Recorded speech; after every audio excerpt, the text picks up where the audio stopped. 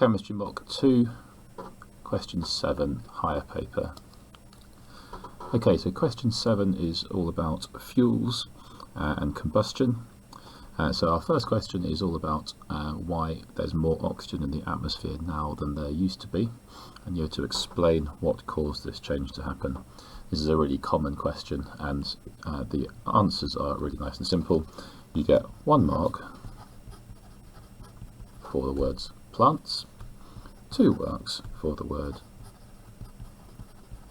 photosynthesis. So dead easy. You could just bullet point those two and you'd get both the marks.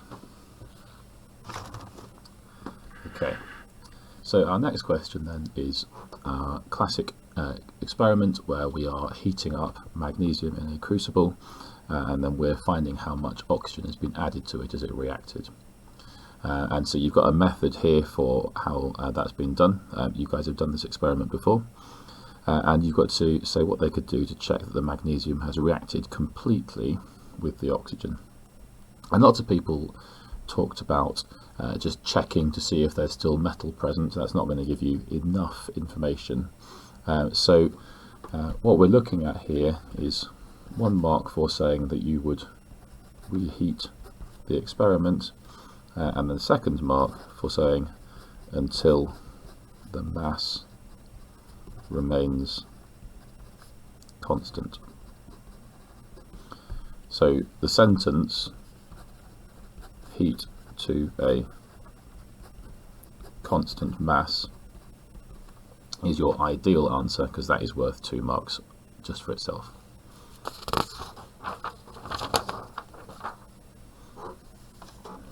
Okay, question C then. So we're to work out our formula of phosphorus oxide. This is an empirical formula question with an extra bit of a twist at the end of it. So remember, with empirical formula questions we need to make sure that we have got the 2 elements that we're talking about, so phosphorus and oxygen, and then if you record the mass and the MR, then you're going to be able to work this out nice and easily. So let's have a look at our phosphorus. So we've got 1.24 grams of phosphorus and we have got 1.60 grams of oxygen. What you need to do now is use the relative atomic masses, which conveniently are given to you here. So phosphorus 31 and oxygen is 16. And what we've got here, if you've put this in the correct order, you've already got your mole calculation in there already. So this is going to equal 0.04 and this is going to equal 0.1. Okay, so if you've done that, you have got yourself 1 mark already for putting those calculations in. So 1 mark out of 4 already in the bag. Next we need to work out our ratio. So we've got a ratio of 0.04 to 0.1. To make our ratio easier, we need to divide both of these numbers by the smallest number. So we're looking at 0.04 divided by 0.04 and 0.1 divided by 0.04. And that gives us a ratio of 1 to 2.5. It's still not the easiest thing to work from when you have whole numbers. So if we multiply both sides by 2, we end up with a ratio of 2 to 5. So this has therefore given us our empirical formula. So the empirical formula is the simplest ratio of the elements in the formula. So we have got P2O5 for our empirical formula. At this point we have got 3 marks out of 4. But what we've got to do here is work out the molecular formula of this phosphorus oxide. Now we've been given, as you can see here, the formula mass, and now we've worked out the empirical formula. So what we need to do now is work out how many lots of this, the mass of this, will fit into 284. So we need to work out the relative formula mass of P2O5, and that's going to be 2 times 31, because it's got 2 phosphorus atoms, plus 5 times 16 because it's got 5 oxygen atoms, and that gives us an answer of 142.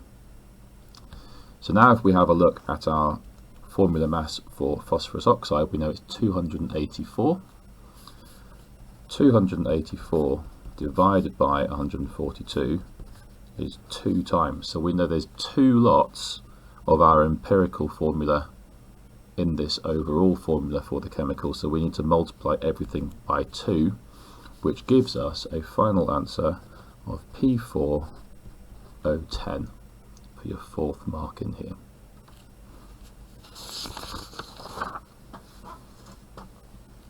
On to question D then. So we can see that we've got an experiment here where we've got some iron wool in a test tube, we've got some air in here, and then it's been sealed by being placed upside down in some water. And the first question was you had to explain one change that the student would see after a few days. So what that is meaning is you've got to say what the change will be and why it happens. So you've got 1 mark for saying the iron wool rusts, or you might say turns orange brown, and then your reason would be because it has oxidized. So there'll be 2 marks. There's another way of getting those 2 marks, because what's going to happen here when the reaction happens, when the oxygen reacts with the iron wool, it's going to use up the oxygen that's in that air. So that's going to mean that the water level of this tube rises up here. So you could also get a mark for saying the water level in the tube rises, and then your reason for being the oxygen in the tube has decreased. So either of those methods would get you your 2 marks on that question. And then finally for question 7, we had to explain one change you'd make to the apparatus in figure 10 to allow the student to calculate the percentage of oxygen in the atmosphere. Notice again, it's an explain question.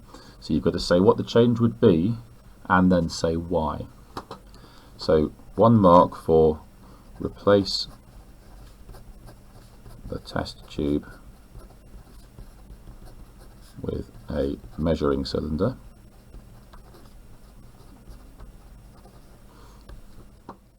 You'd be allowed here an upturned burette as well, will be another option. So there's your change you'd make, and then your mark would be to measure the volume of oxygen used up. Or you could say to measure the change in the volume of the gas. So there you are, lots of different bits in question 7.